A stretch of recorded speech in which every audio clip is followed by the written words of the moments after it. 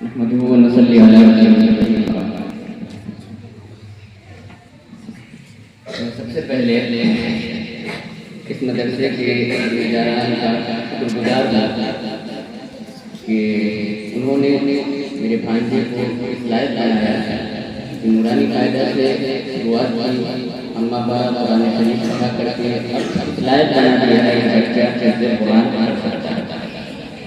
میں اس پر مدرسے کے ذمہ داروں کا، تمام اساتذہ کا اور خصوصاً اس استاد کا جنہوں نے ان کو پڑھایا ہے تہہ دل سے ادا کرتا ہوں اور ان کو مبارکباد دیتا ہوں، اور ساتھ میں اپنے بھانجے کو بھی اور اس ادارے میں پڑھنے والے تمام طلباء کو مبارکباد دیتا ہوں کہ اللہ تعالیٰ آپ کو علم نافع عطا فرمائے، عمل صالح کی توفیق نصیب فرمائے، اور آپ حضرات جہاں تک تعلیم حاصل کرنے کا ارادہ رکھتے ہیں اللہ تعالیٰ اس ارادے کو کامیاب کرے۔ یہاں پر طلباء کرام تشریف رکھتے ہیں اور ہمارے سامنے بڑے بڑے اساتذہ موجود ہیں۔ میں دو چار منٹ کی بات کہہ کر کے اپنی بات کو ختم کر دوں گا کیونکہ وقت بھی زیادہ ہو چکا ہے۔ ہم لوگوں کو آنے میں کافی ان کی زیادہ ہونے کی وجہ سے وقت دیا گیا ہے 10 بجے، اس کے لیے بھی میں معذرت کرتا ہوں۔ آپ گھر سے لیٹ سے نکلا، یہاں لیٹ سے پہنچا۔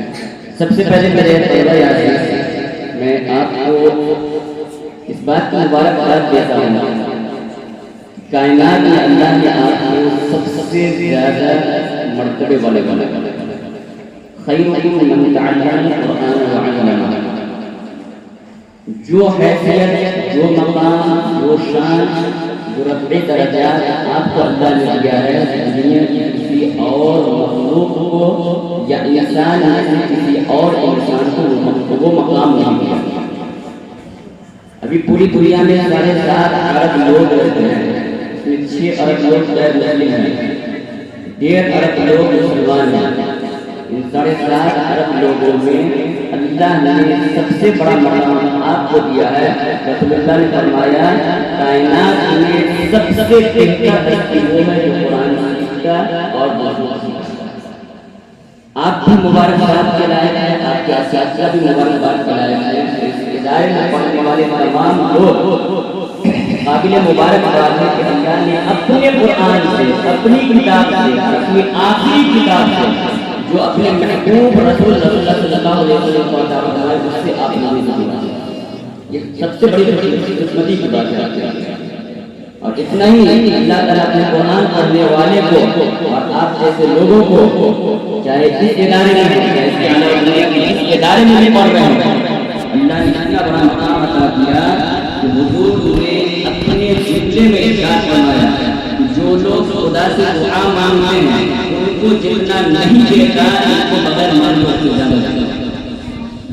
جو لوگ قرآن پڑھتے پڑھاتے ہیں اور ان کو قرآن پڑھنے پڑھانے کی وجہ سے مجھ سے دعا مانگنے کا موقع نہیں ملتا، قرآن پڑھنے والوں کو میں دعا مانگنے والوں سے زیادہ دیتا۔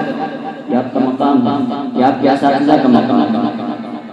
اور رسول اللہ صلی اللہ علیہ وسلم نے فرمایا القرآن والصیام یشفعان یوم القیامہ، کہ قرآن کریم اور روزہ دونوں قیامت کے دن پڑھنے والوں کی سفارش کریں۔ اس لیے دوسری حدیث میں حضور نے فرمایا اقرأوا القرآن، قرآن پڑھا کرو۔ آپ طلبہ اعزاز سے لے کر کے شام تک قرآن ہی پڑھتے ہیں، یا قرآن سے متعلق جو کتابیں ہیں، قرآن قاعدہ اما پارہ وہ سب اسی سے متعلق کتابیں ہیں۔ تو قرآن ہو یا قرآن کے معانی ہو، سب قرآن ہی کے اندر آتے ہیں۔ حدیث شریفہ ہو، تفسیر ہو، یہ ساری چیزیں قرآن ہی کے اندر آتی ہیں۔ یہ سارے طلبہ عزیز کیا کہتے ہیں اللہ تعالیٰ کے خاص نمائندے اور اللہ تعالیٰ کے خاص لوگ ہیں۔ ایک حدیث میں رسول اللہ صلی اللہ علیہ وسلم نے فرمایا ان للہ اہلین من السماء، لوگوں میں سے کچھ لوگ اللہ والے ہوتے ہیں۔ عام طور پہ اللہ والے لوگوں کو کہتے ہیں کہ خاصہ بنا کر کے بیٹھ گئے کہ بس ہم شکر و اذکار کرتے ہیں، اس میں کوئی شک نہیں کہ وہ بھی اللہ والے ہیں۔ لیکن حضور پاک صلی اللہ علیہ وسلم نے ان کو ارشاد فرمایا اللہ والے۔ صحابہ کرام نے پوچھا من یا رسول اللہ، اللہ کے رسول اللہ والے کون ہیں؟ حضور نے فرمایا ہم اہل القرآن، عبد اللہ و خاصۃ، کہ قرآن پڑھنے والے اللہ والے ہیں، اللہ کی اسپیشل اور خصوصی لوگ، خاص لوگ ہیں کہ اللہ نے آپ کو قرآن سے جوڑا ہے۔ سب سے خوش قسمتی آپ کی، آپ اپنے اوپر فخر کیجیے، ناز کیجیے کہ دنیا میں کیا کتنے لڑکے ہوں گے، آپ کے خاندان میں محلے میں کتنے بچے ہوں گے جن سے اللہ نے آپ کو چن کر کے اس جامعہ کے اندر اس ادارے کے اندر آپ کو بھیجا ہے۔ یہ اس پر آپ اللہ تعالیٰ کا شکر ادا کریں۔ تو اللہ نے آپ کو قرآن سے جوڑا اور اپنے دین سے جوڑا، یہ آپ کے لیے بہت خوش قسمتی کی بات ہے، آپ کے اساتذہ کے لیے بہت خوش قسمتی کی بات ہے۔ اللہ تعالیٰ ہم سب کو مرتے دم تک قرآن سے جڑے رہنے کی، اس کو پڑھنے کی، اس پر عمل کرنے کی اور اس کو پھیلانے کی، اس کی خدمت کرنے کی، اور جہاں تک ہو سکے اس کو لے کر کے جانے کا توفیق نصیب فرمائے۔ یہی چیز ہے جو کہ آپ کے معاملے میں بات کا عمل ہے۔ باقی ساری چیزیں دنیا میں چھپ جاتی ہیں۔ ہم نے بڑے بڑے لوگوں کو دیکھا ہے، بڑے بڑے مالداروں کو دیکھا ہے، کروڑپتی کو دیکھا ہے۔ حیدرآباد میں میں نے ایک آدمی کو دیکھا جو 4 میل فیکٹری کا مالک تھا۔ اب مرتے وقت افسوس کر کے گیا کہ میں نے دنیا میں کچھ نہیں کیا، آخرت میں 4 فیکٹری کا مالک۔ وہ افسوس کرتا ہے کہ میں نے آخرت کے لیے کچھ نہیں کیا، جو بھی کیا دنیا ہی کمانے کے لیے کیا ہے، کاش میں آخرت کے لیے کچھ کر لیتا۔ آپ خوش نصیب ہے کہ صبح سے شام تک آپ کا کیا کہتے ہیں دنیا کے کاموں میں نہیں بلکہ آخرت کے کاموں میں گزرتا ہے۔ آپ کا سارا دن نیکیوں میں گزرتا ہے، عبادت میں گزرتا ہے۔ آپ سے بڑھ کر کے اللہ والا کوئی نہیں ہے۔ میں خدا کی قسم کھا کر کے اس مسجد میں بیٹھ کر کے کھڑا ہو کر کے کہہ سکتا ہوں کہ آپ سے بڑا اللہ والا کائنات کے اندر کوئی نہیں۔ آپ ایک فجر سے پہلے اٹھتے ہوں گے، پھر اس کے بچے فجر سے پہلے ہوتے ہیں، اپنے مدرسوں میں فجر سے پہلے سبق سنایا جاتا ہے، فجر کے بعد بات سنایا جاتا ہے۔ اس وقت میں قرآن لے کر کے آپ بیٹھتے ہیں، ناشتے کے لیے تھوڑی جلدی ہوتی ہے، پھر ناشتے کے بعد آپ بیٹھ جاتے ہیں، پھر دوپہر میں تھوڑی دیر آرام کرنے کے لیے نکلتی ہوتی ہے، پھر ظہر کے بعد آپ پڑھنے کے لیے بیٹھ جاتے ہیں، عصر تک پڑھتے ہیں۔ عصر سے مغرب تک تھوڑی دیر معمولی چھٹی ہوتی ہے، پھر مغرب سے لے کر کے عشاء تک پڑھنا، عشاء کے بعد پڑھنا۔ یہ سارا دن جو آپ کو پڑھنے میں گزارنا ہے، یہ عبادت میں تو گزر رہا ہے۔ آپ کی نیکی کو اگر شمار کیا جائے تو کوئی شمار نہیں کر سکتا۔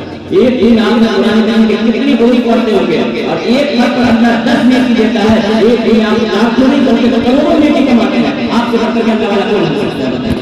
اور آپ کے اساتذہ سے بڑھ کر کے اللہ والا کون ہو سکتا ہے جس کا سارا دن نیکی کے اندر عبادت کے اندر گزرتا ہے؟ ایک عبادت گزار اللہ سے کیا کرتے ہیں مسجد کے اندر کتنی دیر عبادت کر سکتا ہے، کتنی دیر اللہ تعالیٰ کرتا ہے، کتنی دیر سبحان اللہ الحمدللہ پڑھ سکتا ہے، 100 مرتبہ 200 مرتبہ 1000 مرتبہ 2000 مرتبہ پڑھنے کا، 5000 مرتبہ پڑھنے کا، چلیے آپ آپ جان لیں 10,000 50,000 مرتبہ پڑھنے کا۔ لیکن آپ کی نیکیوں کو شمار کیا جائے 50,000 نہیں بلکہ 50 لاکھ سے زیادہ بنتے ایک نہیں دیکھیں، کیونکہ ایک حق پر اللہ تعالیٰ 10 نہیں دیتا ہے، 10 نیکی منیمم ہے، میکسیمم کی کوئی حد نہیں ہے۔ جتنا اخلاص ہوگا اتنا زیادہ ایک حق پر دیکھنا ملیں گے، اس کو کم سے کم دیکھیں۔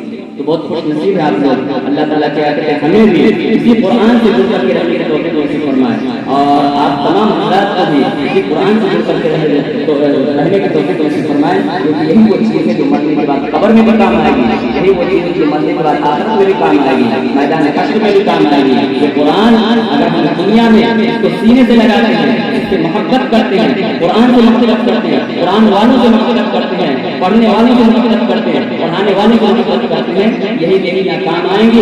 خدا نہ خواستہ قیامت کے دن اگر جنت میں جانے سے کوئی چیز روکنے والی ہوگی، کچھ نیکیاں کم ہو جائیں گے، یہی طلبہ عزیز مجھے کچھ محبت کرتے ہیں، یہ لوگ سفارش کی بدولت ہمیں کیا جنت میں لے کر کے جا سکتے ہیں۔ تو انہی لوگوں کو لے کر کے جائیں گے جو ان سے محبت کرتے ہیں، جن سے کیا لوگ ان سے تعلق رکھتے ہیں، دنیا میں ان کو اپنے سے زیادہ بہتر سمجھتے ہیں، وہی طالب علم کو کیا کہتے ہیں سفارش کر کے جنت میں لے کر کے جائیں گے، کیونکہ اللہ نے آپ اتنا بڑا مقام دیا ایک حافظ قرآن کو، یہ اسٹیٹس دیا ہے، یہ شان بھی ہے کہ ایک حافظ اپنے گھر والوں میں سے 10 آدمی کو جنت میں لے کر کے جائے گا، اور ایک عالم دین کے بارے میں آیا کہ 70 آدمی کو لے کر کے جائے گا۔ تو کتنا خوش نصیب ہے وہ آدمی جو حافظ ہونے کے ساتھ ساتھ عالم دین بھی ہو، وہ 80 آدمی کو جنت میں لے کر کے جائے گا۔ ایک گھر کے اندر تو 80 آدمی نہیں ہوتے، ایک گھر میں تو 80 آدمی نہیں ہوتے، وہ 80 آدمی کو کیا کہ جنت میں لے کر کے جائے گا۔